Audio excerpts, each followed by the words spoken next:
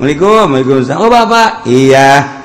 Ada apa? Bapak kamu meninggal. Iya. Kemudian ada hartanya? Enggak ada. Nah, saya kasihan, minta izin mau saya badalkan. Oh baik amat. Iya, sebab mama kamu buat bapak. Waduh, sama ada udang di balik udang sama tuh. Masya Allah garim. Tinggal kadangnya ku pamajikannya na ye. Bapak mah bagurna kos gitu cek gitu. Bagurna teu beres bapak mah. Ayo geura ngabadalan sia kokoprak ye.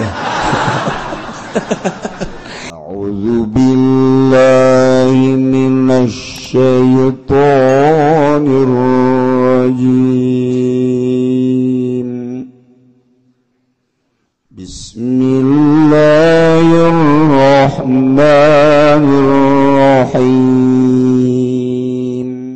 Hayang nanyakeun masalah Pak Kiai apa hukumnya badal haji. Kedua, untuk siapa aja badal haji tersebut. Meureunnya ada yang ingin haji badal meureun nanyakeun teu. Haji ngabadalan moal. Karena nyaho bae meureun. Di ahli sunnah wal jamaah badal hukumnya wajib ketika bapak urang maot kemudian can munggah haji tirkahna aya. Apa itu tirkah? Itu emang sih mentu mondok hese jadi aing ngomong ka kaler ka kidul hese. Tirkah teh harta ditinggal mayit ngaranna tirkah. Oh iya cek aing mondok sia tuh aya nu di pondok bae teu pinter-pinter sebab horenganan lain mondok di kampung pondok kita mah datang ke modar mal pinter. Nah aya seorang manusia maot can ka Mekah aya ditinggal nayane mayit ninggalkeun harta ka eta teh memeh dibagi kudu diselesaikeun heula hiji hutang heula bereskeun setelah hutang aya keneh ditinggal mayit can ka Mekah badalkeun geus aya keneh sesana karak bagikeun ka ahli waris. Jelema maot teu boga harta encan ka Mekah antepkeun. Atuh deuk bangga badalan atuh. Hese tah geus antep geus bareng ngaritakeun badal tah geus.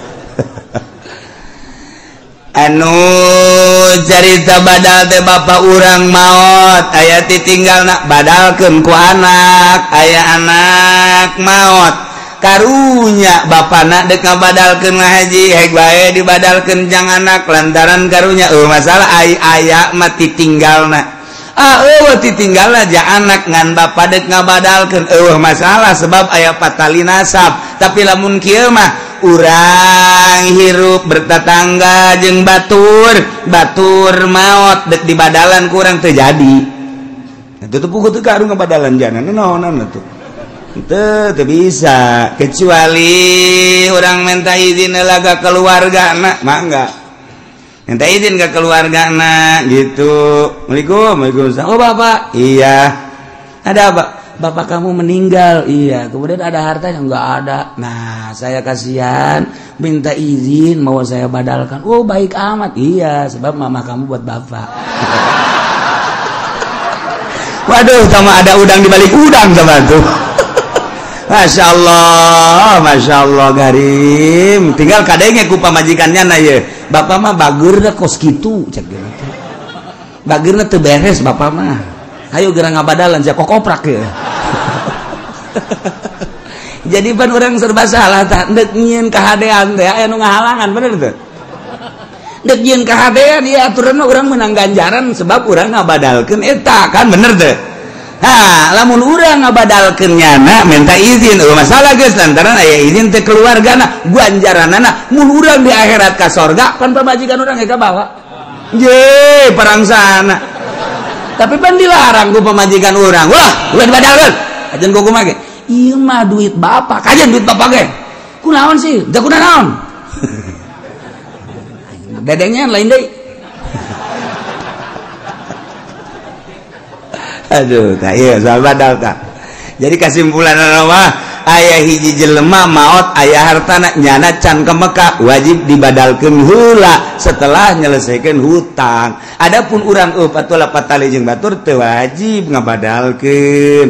Ieu mah aya seorang ibu nyarita deuk ka Mekah kemudian can kaburu ka Mekah maot bebeja anakna ka Kangjeng Nabi ya Rasulullah aya naon neng maaf di ngomong deh ke Mekah haju can kaburu datang ke waktu maut apa wija apakah abdi bisa ngabadalkeun ngahajikeun emak atukan tenan cek Kangjeng Nabi masalah nah maka jeung bisa eta bae lamun hutang emak boga hutang wajib teu kudu dibayareun ku neng wajib kitu kene hutang ka Allah atuh lamun aya ditinggalna wajib ku neng dibayar tuh kan jelas sakumaha lamun bapa maneh emak maneh boga hutang wajib teu cek Kangjeng Nabi dibayar ku maneh wajib atuh Tuhan ieu ge sarua hutang ka Gusti Allah lantaran nyana can ka Mekah atuh pek bae badalkeun ku neng ka ditu itu masalah